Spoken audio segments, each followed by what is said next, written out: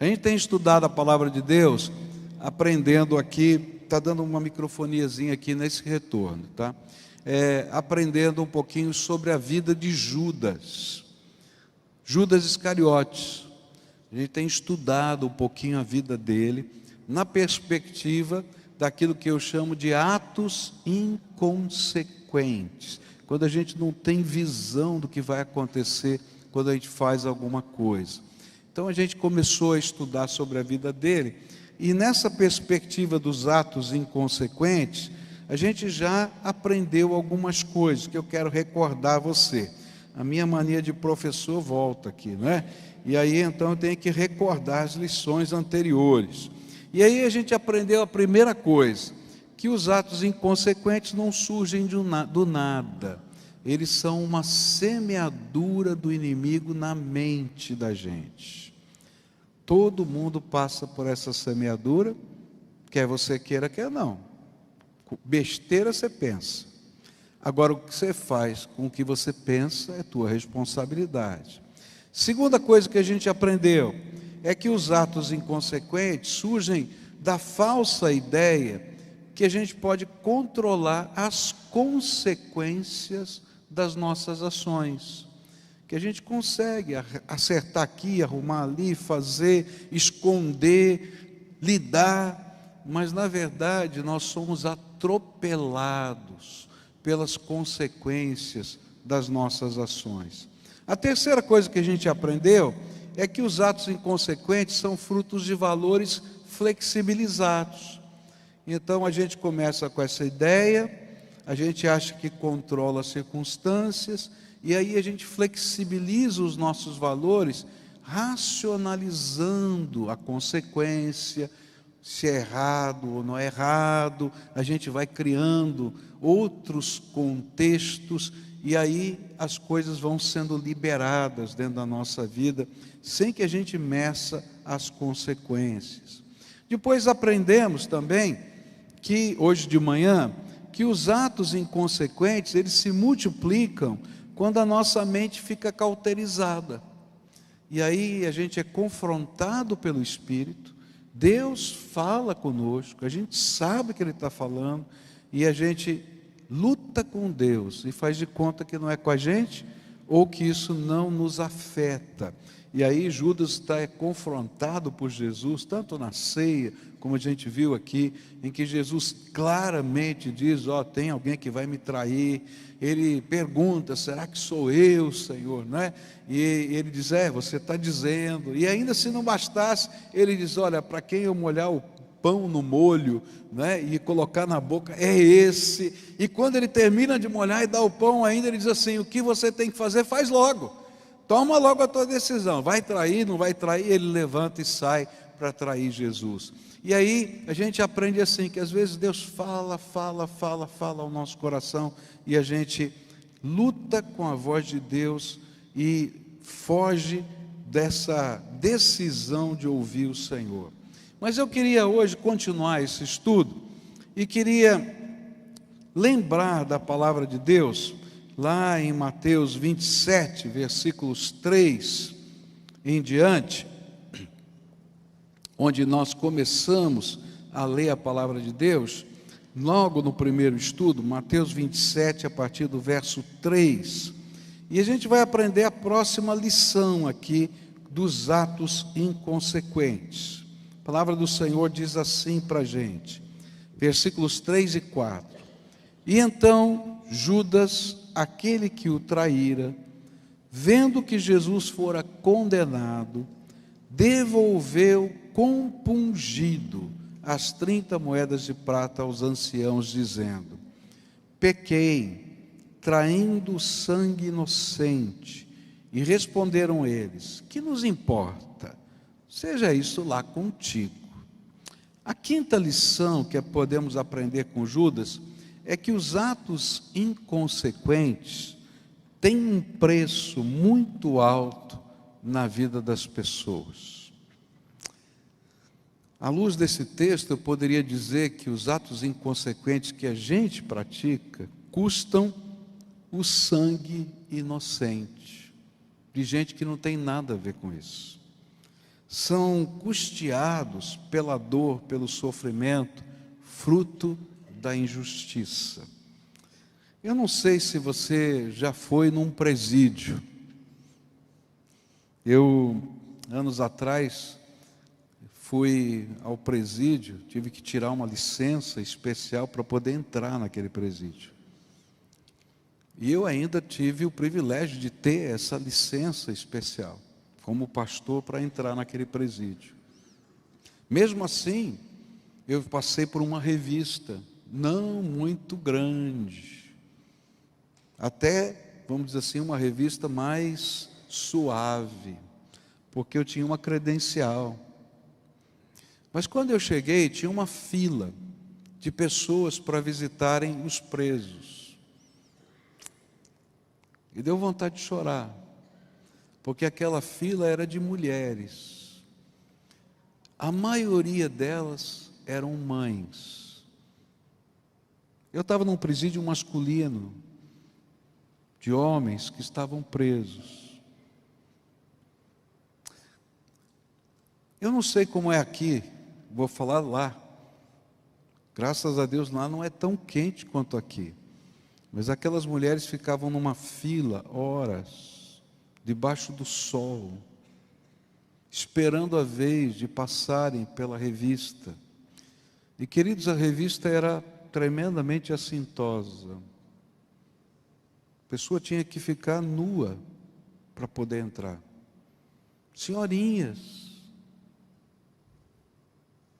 horas no sol, depois passar por uma revista esquisita, para entrar dentro de um presídio, para poder ver o filho, e não importa a idade do filho, se era menino ou já marmanjo. Atos inconsequentes custam sangue inocente, de gente que não tem nada a ver com aquilo que a gente fez, mas que sofre a consequência do que a gente fez. Às vezes a gente diz, eu sou dono do meu nariz. Verdade, você é dono do seu nariz.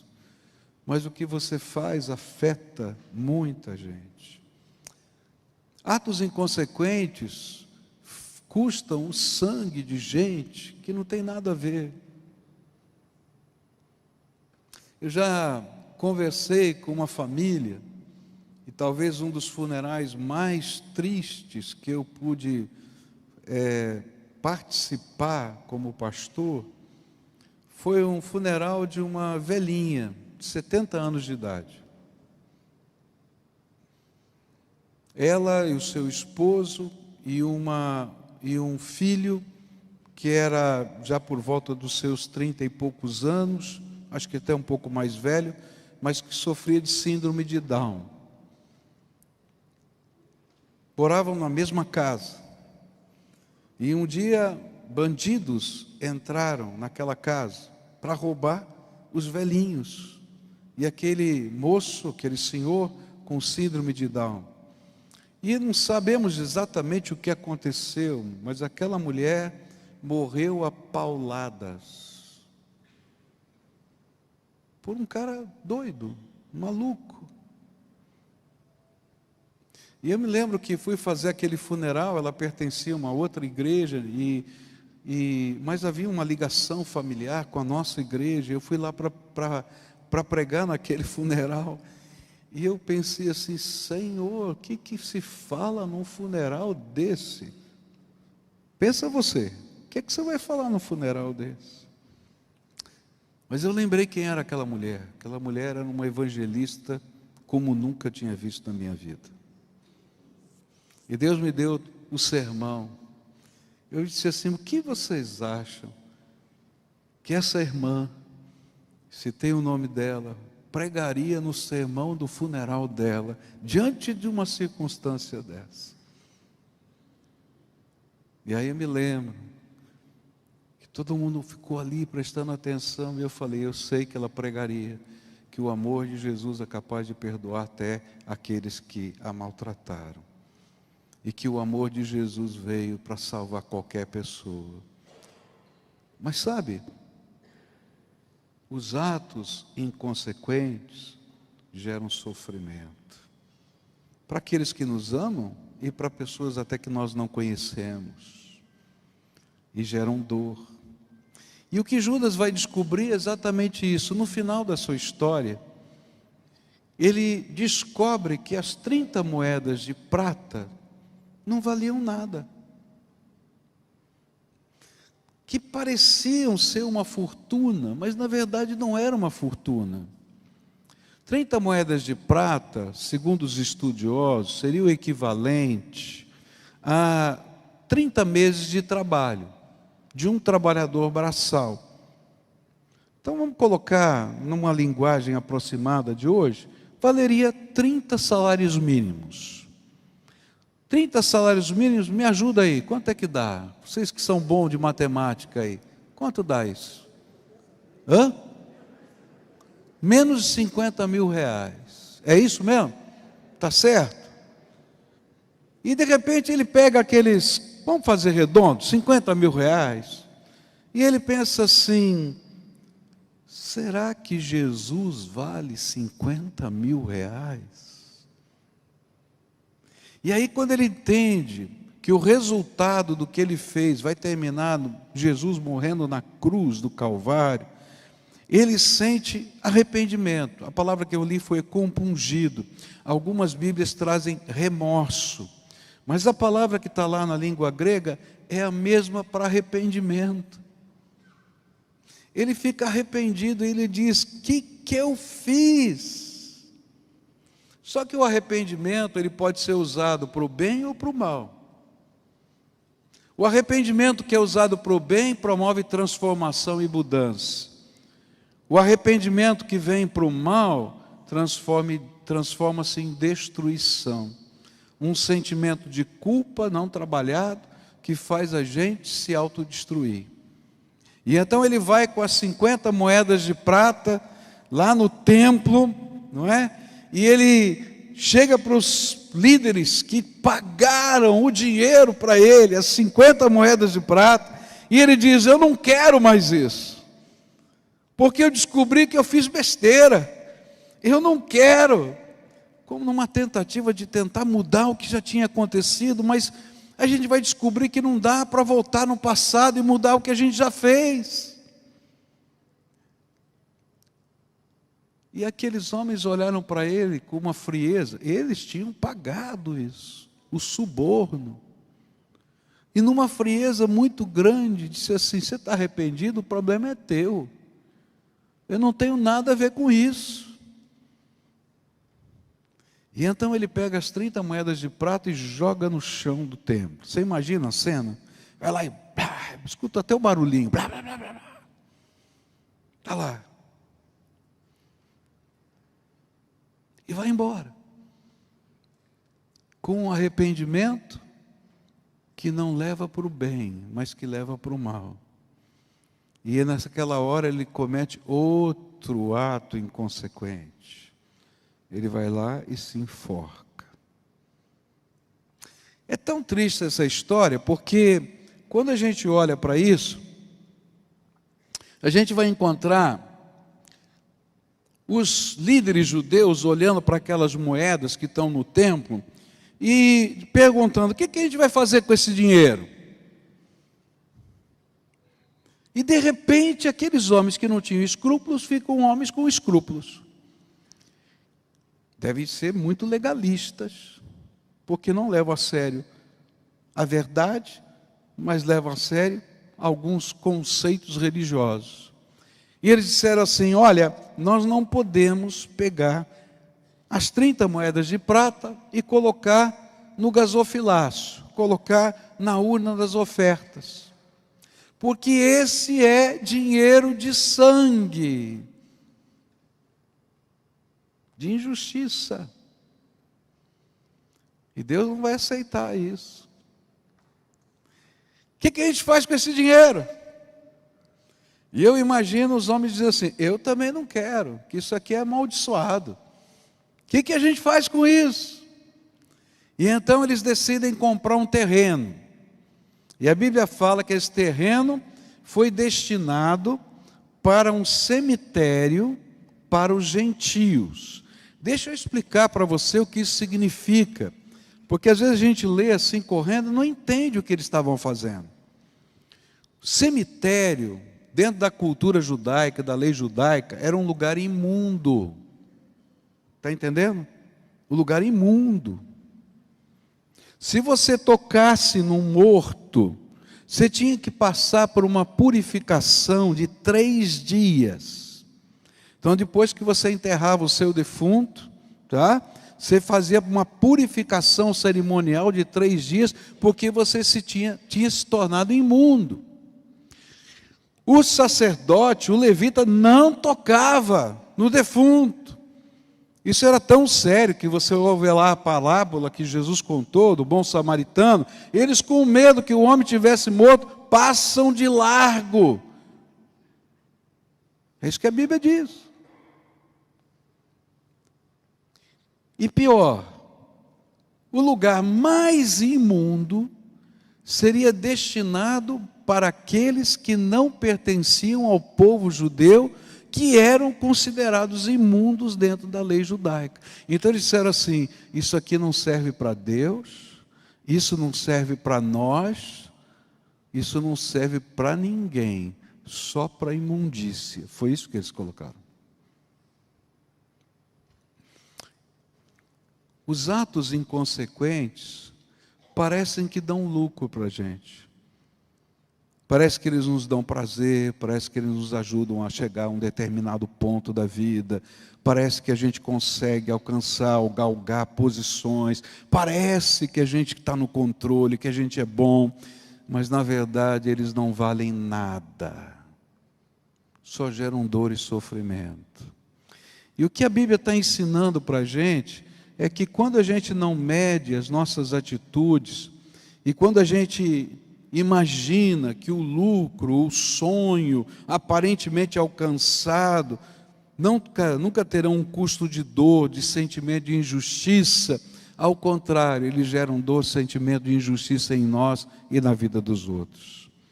Eu quero dizer para você que os seus atos inconsequentes, os meus atos inconsequentes, têm feito pessoas sofrerem. Talvez seu pai esteja sofrendo. Talvez a sua mãe, talvez seus filhos, talvez sua esposa, talvez seu marido, pessoas que talvez você nem conheça, mas que choram a injustiça. E o pior é que o tempo vai mostrar que eles não valem o que você imaginava que valiam. E que a gente não pode voltar no tempo e no espaço para desfazê-los. Judas tentou e não conseguiu. E é assim que acontece. A lição central desse texto é que sofremos e fazemos outros sofrerem, o que muitas vezes não há como voltar no tempo para desfazer do que já foi feito. Quando Judas entendeu isso, ao invés de buscar um ato que construísse, que restaurasse, que reconstruísse, tomou outra atitude inconsequente, suicidou-se. E aqui vem outra lição. Um ato inconsequente chama outro ato inconsequente. Está na Bíblia isso. Um abismo chama outro abismo. Não está isso na Bíblia? E a gente vê isso na vida. Então a gente faz uma besteira, em vez de enfrentar e resolver, ter um arrependimento construtivo na vida, a gente tenta esconder, mentir, e aquilo vai rolando, vai rolando, vai rolando, e a gente se afunda e afunda de novo, e entra outra vez, até que chega um momento que a gente tem que tomar uma atitude que seja santa aos olhos de Deus. Quando a gente estuda a Bíblia, a gente vai descobrir que não foi só Judas que teve atos inconsequentes naqueles dias. Pedro teve um ato inconsequente. Ele pega uma espada e corta a orelha de Malco, tentando proteger Jesus. Jesus faz o último milagre antes da crucificação. vai lá, pega a orelha de Malco que está no chão e coloca de novo no lugar. E ele é curado. Malco é curado ali. Mas os homens que estavam lá não viram nem o milagre. Porque quando o coração está duro, não vê nem milagre. E diz para Pedro: Pedro, quem levanta a espada, morre pela espada. Não é por aí. Pedro então decide seguir Jesus, mas ele decide seguir Jesus de longe, não de perto. E tem muita gente tentando seguir Jesus de longe, não de perto. E esse é outro ato inconsequente, e não funciona. E então ele fica do lado de fora, enquanto Jesus está sendo julgado. E lá em volta da fogueira, chegam aqueles homens e escutam o sotaque dele. Vocês devem sentir o sotaque um pouquinho diferente, que não é carioca meu, né? Eu não sinto sotaque nenhum, não tenho sotaque, né? Só vocês é que tem, né? Mas o outro sempre que escuta o sotaque sabe direitinho, né? Esse é de tal lugar, esse é de tal lugar, e assim vai. De vez em quando eu viajo com a mina, ela diz assim: esse espanhol é da Espanha, esse espanhol é do Uruguai, esse espanhol é da Argentina, esse aqui é da República Dominicana. Eu sei lá que espanhol é esse, eu não entendo nada, então tudo bem, né? Mas ela conhece, né? Chegou lá e ouviram: você é galileu, você faz parte do time de Jesus. E ele diz: não, de jeito nenhum. E 3 vezes ele nega Jesus. Atos inconsequentes podem acontecer na nossa vida, mesmo que eu não queira. E se eu falar baixinho aqui, quem aqui já não cometeu algum? Mas eu quero terminar esse estudo falando da graça de Deus. Porque a única solução para os atos inconsequentes não é mais um ato inconsequente se suicidar, não é mais um ato inconsequente tentar mentir, não é mais um ato inconsequente tentar justificar, é o ato consequente de chegar diante de Deus e confessar os nossos pecados. A palavra confessar significa eu concordo. É quando confrontado pelo Espírito, a gente diz para Deus: eu concordo com o teu Espírito, sou pecador e preciso da tua graça. E essa é a grande diferença entre Pedro e Judas. Judas, culpado, arrependido, transforma o seu arrependimento em mais um ato inconsequente. Pedro, envergonhado, ele transforma numa espera. E quando ele ouve das mulheres, na manhã da ressurreição, que Jesus tinha ressuscitado, ele é o primeiro a correr para o túmulo vazio. Ele e João. E vem os panos. E ele sai de lá, a palavra que está lá é admirado, extasiado, sem entender nada, mas esperançoso. Será que as promessas que ele fez se cumpriram de verdade? Porque ele não era capaz de crer integralmente, mas havia no coração dele uma abertura. E essa é a abertura que o Espírito Santo quer que exista na sua vida, para esperar o que Deus tem. E aí, quando Jesus ressuscita, se encontra com as mulheres, eu acho tremendo isso, porque ele manda um recado pelas mulheres a Pedro. Ele diz: diga a Pedro e aos outros discípulos. É incrível. Por que Jesus vai colocar o nome de Pedro? Porque Jesus sabia dos atos inconsequentes de Pedro, mesmo porque ele os tinha avisado, mas ele tinha esperança. Jesus tinha certeza da restauração que podia acontecer na vida dele.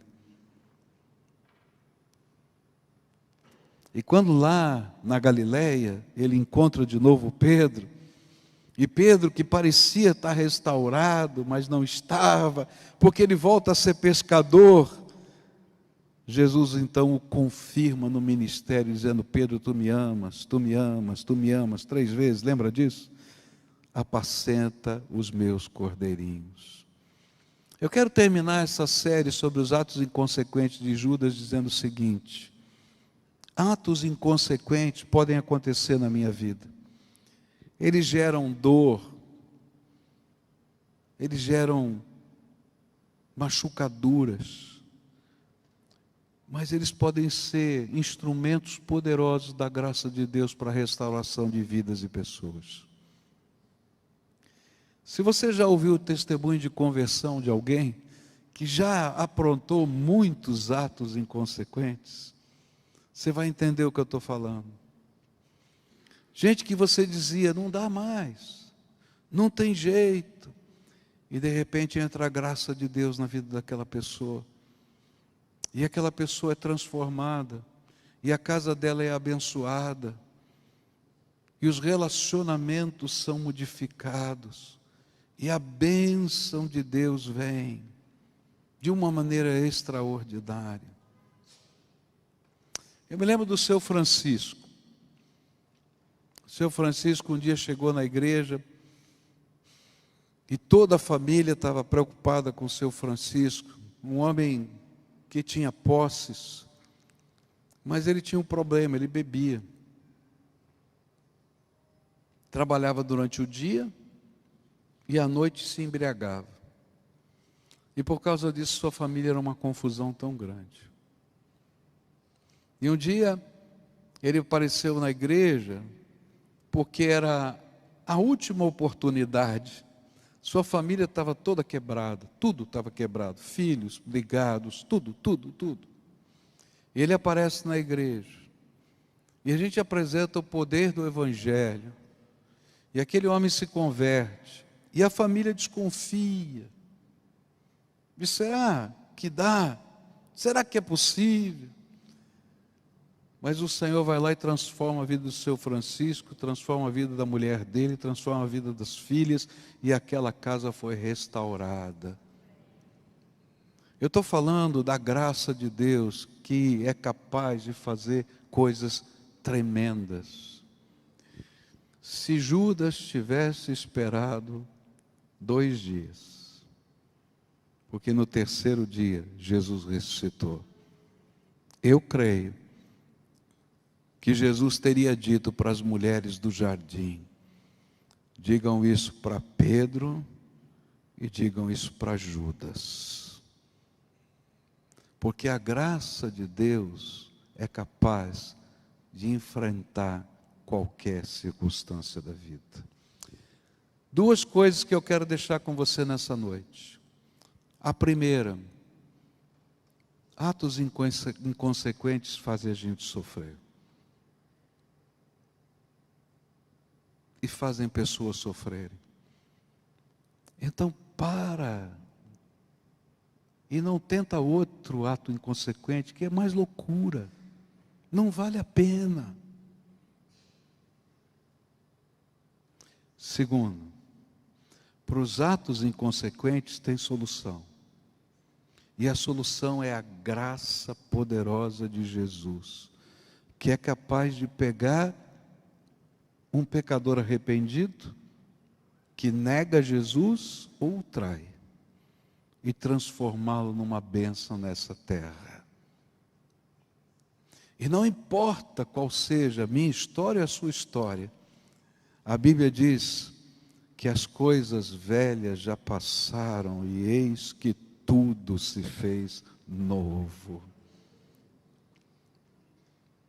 Às vezes a gente pensa que esse tudo se fez novo é um monte de remendos, e a nossa vida fica toda remendada. Mas eu tenho aprendido, olhando a vida de tanta gente, que Deus faz uma nova criação. Ele faz algo novo, que a gente não conseguiria entender, que a gente não consegue explicar, porque é milagre de Deus. Nova vida é milagre de Deus, é poder de Deus, é graça de Deus. Restauração é graça de Deus. Não é automático. Tem gente que imagina que é uma vara de condão. Não, não é automático. Você vai ter que encontrar pessoas, você vai ter que pedir perdão para pessoas, você vai ter que trabalhar na vida de pessoas. Mas a graça de Deus é tremenda. Hoje, no final do culto da manhã, dei um abraço num irmão, e ele disse: eu quero marcar um horário para conversar consigo. Eu falei: vai conversar, pode ter certeza. Você não imagina tudo o que aconteceu. Eu falei: meu irmão, olha para a tua casa, olha para a tua filha, olha para a tua mulher, olha para a tua família, olha para o que Deus já está fazendo, e louva a Deus, porque Ele já transformou tudo isso. O passado já ficou no passado. Ele estava aqui com toda a sua casa. Hoje, o Senhor quer fazer algo novo, tremendo, poderoso. E quando a gente ouve uma mensagem dessa, a gente diz: ah, que pena que o Joãozinho não está aqui. Querido, esquece, se o Joãozinho está aqui é porque Deus queria que você ouvisse, não o Joãozinho. Porque se Deus quisesse que o Joãozinho ouvisse, Ele traria aqui ou levava pelas ondas do rádio, da TV, de algum lugar. Mas se você está aqui é porque Deus quer falar alguma coisa para você. E o que eu quero desafiar você nessa noite é ter a coragem que Pedro teve e que Judas não teve, de enfrentar os seus atos inconsequentes diante da presença do Senhor, e de deixar Jesus fazer o que Ele precisa fazer, e que só Ele pode fazer, que é restaurar a nossa vida e colocar na direção certa. Atos inconsequentes acontecem. Eu já contei alguns aqui, de criança, e às vezes de adulto. Alguns mais graves, outros não tão graves, à luz dos outros. Mas na presença de Deus, pecado é pecado. E a gente precisa da mesma graça para poder ser restaurado. Por isso, nessa noite, eu queria orar com pessoas aqui, que vão concordar com o Senhor, porque confissão é isso. Eu vou concordar com o meu Senhor, crendo que Ele tem poder para mexer nas circunstâncias da vida. E talvez hoje o Senhor esteja mostrando para você alguém que está sofrendo por causa de um ato inconsequente teu. E hoje Jesus vai te usar para abençoar essa vida. Porque você vai se apresentar diante daquela pessoa como instrumento de Deus para haver restauração naquela vida. O Senhor vai te dar graça. Você vai buscar poder dele aqui hoje para levar graça para alguém. É incrível isso. Mas Deus faz coisas tremendas. Eu já vi tantos milagres acontecerem. Tantos milagres acontecerem. Eu já vi gente voltando para pedir perdão para o seu filho, para o seu pai, para pessoas significativas. E sabe, naquela hora, parece tão difícil, tão complicado, mas há uma liberação de graça em todos os sentidos. Mas o primeiro passo é com Deus, porque dele vem o poder, primeiro para nos restaurar, e depois para que a gente leve a bênção para o Senhor. Você lembra do tema de hoje? Deus honra a quem o honra. Quando o Espírito Santo de Deus fala, a gente responde. E quando a gente responde, a gente honra a Deus. E sabe o que acontece? Abrem-se as janelas dos céus e Ele começa a derramar graça sobre a nossa vida. Então hoje eu quero orar por pessoas que querem confessar diante do Senhor pecados, atos inconsequentes. Eu não quero saber qual é o teu pecado. Não me interessa. Nem interessa para essa igreja. Só interessa para você e para Deus. Mas eu quero que você saia daqui com uma unção hoje, com um poder, com uma graça, para levar restauração por onde você for. E talvez hoje o Senhor vai dizer assim para você: você vai restaurar o coração de tal pessoa. Parece bobagem o que eu estou falando, né? Mas eu encontrei um irmão, membro da igreja, que há 30 anos não falava com o seu irmão na carne, que era membro de outra igreja. Meu Deus! Porque um ato inconsequente aconteceu há 30 anos atrás. E aquela família não se conversa há 30 anos. Ah, meu Deus. A gente pensa que só tem isso lá fora, não, tem aqui dentro. E aí o Espírito Santo de Deus vai falar para você: se eu tenho graça e posso abençoar com graça, leva a minha graça e restaura, e restaura, e restaura, e restaura. Porque honrando a Deus, Deus nos honra. Então, se você é essa pessoa que o Espírito Santo hoje está falando, eu vou desafiar você a, pela fé, dar passos de fé. Porque se você não tem coragem de dar passos de fé num templo, na hora da oração, não se iluda. Você não terá coragem de dar passos de fé quando o Senhor estiver falando com você. Então há alguém aqui, o Espírito Santo está testificando. Você sabe, ó, Deus falou comigo hoje. Então vem para cá, eu quero orar por você para pedir bênção e unção, para você levar restauração, aonde for. Pode vir, em nome de Jesus, pode vir. Aquelas pessoas aqui o Espírito Santo está falando, pode vir, em nome de Jesus. Venha, hoje é tempo de Deus fazer algo novo. Pode vir, em nome de Jesus. Tem povo de Deus aqui, famílias às vezes inteiras, cutuca um ou outro aí. Às vezes tem tanta coisa enrolada na história. Vem para cá, o Senhor vai fazer coisas novas. Você vai ser um missionário da paz. Vai levar paz, vai levar graça, vai levar bênção para onde você for. Porque quando a gente concorda com Deus, o Senhor nos abençoa com graça, tá? Vamos buscar a presença do Senhor aqui, tá?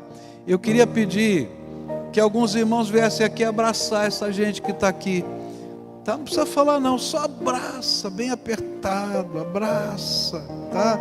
É tão importante isso. Que bênção. Louvado seja o Senhor, louvado seja o Senhor. Que haja conserto, que haja bênção. Só Deus sabe o que está no coração desse povo, né? Isso, dá um abraço gostoso aqui. Tem uma senhora sozinha aqui, tem uma outra senhora ali, tem outra senhora ali. Preciso de alguém para orar junto aqui. Vem aqui, por favor. Abraça bem carinhosamente. Isso é importante, gente. Isso na presença do Senhor. Que bênção. Agora, todo o povo de Deus de pé agora. Todo o povo de Deus. Você vai estender a tua mão para cá. Quando você estende a tua mão, isso é um ato de fé. Não faz se você não acredita. A Bíblia fala que uma das doutrinas mais básicas é a imposição das mãos. Está lá em Hebreus. Não é que você tem poder na tua mão, mas nesse gesto de fé você está pedindo: a minha mão não tem poder, mas eu creio que se a tua mão, Deus, for estendida, todo o poder no céu e na terra vai ser derramado sobre essa vida. É isso que acontece quando a gente estende as nossas mãos. Então você vai concordar com a minha oração, estendendo a mão, pedindo que o Senhor abençoe essas vidas aqui, ok? Então estende a tua mão para cá e a gente vai orar. Pai querido, Tu conheces o coração dessas pessoas que estão aqui. E eles vieram aqui num ato de confissão. Eu concordo contigo, Senhor. Eu concordo contigo, Senhor, com aquilo que o Espírito Santo testificou na minha alma. Mas eles vieram também, Pai, porque a Tua palavra nos dá esperança. Diferentemente daquilo que Judas viveu com arrependimento, eles não querem um outro ato inconsequente. Eles querem algo construtivo. E eu quero te pedir que agora venha graça sobre a vida desses teus filhos, para ver perdão, para ver restauração, para ver conforto, para ver, Senhor, reconciliação, para ver cura, Senhor Jesus, para que a glória do Senhor se manifeste até nas nossas fraquezas, porque o Senhor é bom e a sua misericórdia dura para sempre. Então nessa hora eu quero te pedir, abre as janelas dos céus e derrama um poder do alto, um poder incrível, de graça, de misericórdia, de unção. E eu quero te pedir, Senhor, que quando eles voltarem como agentes da tua paz, que a paz do Senhor Jesus reine no coração deles e no coração das pessoas. Que haja, Senhor, conserto, que haja misericórdia, que haja transformação. Senhor, se existirem famílias quebradas aqui, que o Senhor leve um bálsamo aqui, Senhor, um bálsamo de restauração. Que haja, Senhor, acerto entre pai e filho, entre filho e pai, entre mãe e filho e filha, entre filha, filho e mãe, entre irmãos. Que haja restauração e reparo. Há coisas que a gente não pode restituir. As 30 moedas não valem nada, e a gente descobre isso na vida. Mas a tua graça supera todas as coisas. Então que a tua graça esteja sobre nós, e que nós sejamos os testemunhas de uma graça infinitamente poderosa e transformadora. Abençoa, Senhor, abençoa, abençoa, abençoa, abençoa. É aquilo que oramos no precioso nome de Jesus. Amém e amém, amém. Dá a mão para quem está perto de você.